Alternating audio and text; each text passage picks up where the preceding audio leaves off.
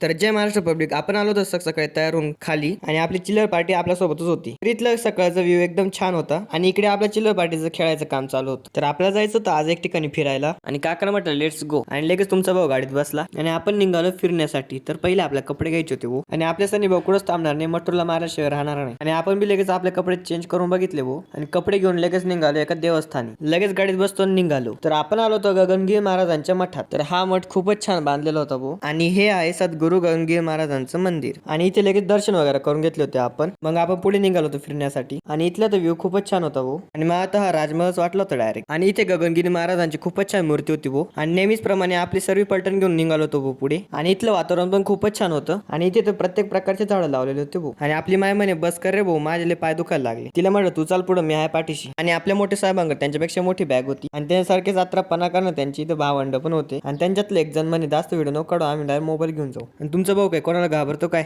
आपलं व्हिडिओ काढायचं काम चालूच होतं. पण इथला व्ह्यू एकच नंबर होता आणि ज्याला हेलिकॉप्टरने यायचं असेल त्याने हेलिकॉप्टर मी येऊ शकते भाऊ, कारण इथे हेलिकॉप्टरची लँडिंग होते. आणि आपला बटू म्हणे थांबा थांबा रनिंग करून घेते, म्हटलं चल घरी आता. आणि आपण निघालो होतो घरी आणि घरी आलो यांचं चालू होतं चेस खेळायचं काम आणि आपला पिझ्झा तयारच होता. मग मस्तपैकी पिझ्झा खाल्ला भाऊ आणि लगेच निघालो होतो खेळायला आणि लगेच गोसावींचा जीत आपला आणि खाली पोहोचलो. आता मी चाललोय खेळायला, तुम्ही फॉलो करा लवकर.